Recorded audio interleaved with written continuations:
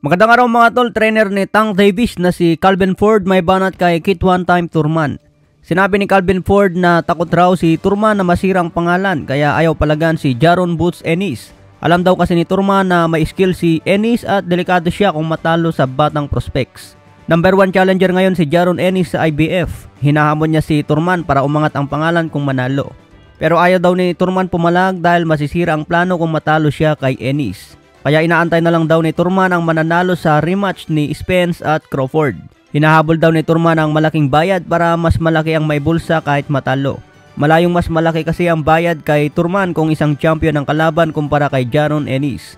Banat pa ni Calvin Ford, hindi raw napabagsak ni Turman ang huling kalaban niya na si Mario Barrios.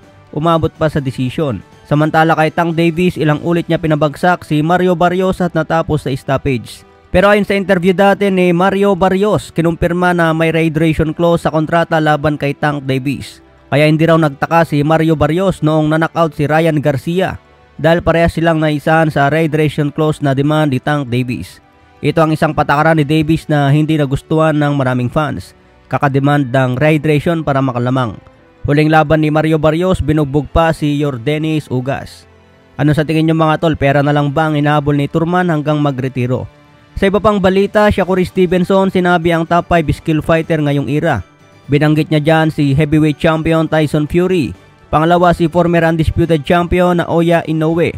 Pangatlo si undisputed champion Terence Bud Crawford. Pang-apat si Tank Davis at panglima raw si Shakur Stevenson. Pabor ba kayo dyan mga tol, top 5 skill fighter ngayong era? Hindi niya binanggit dyan si Dimitri Bivol at si Canelo Alvarez. Sa iba pang balita, Dimitri Bivol sinabing wala daw nag-improve kay Canelo Alvarez. Kung ano ang galawan noon ni Canelo, ganun pa rin hanggang ngayon. Base daw sa sariling obserbasyon at opinyon ni Dimitri Bivol, wala raw kakaiba sa galaw ni Canelo laban kay Jermell Charlo.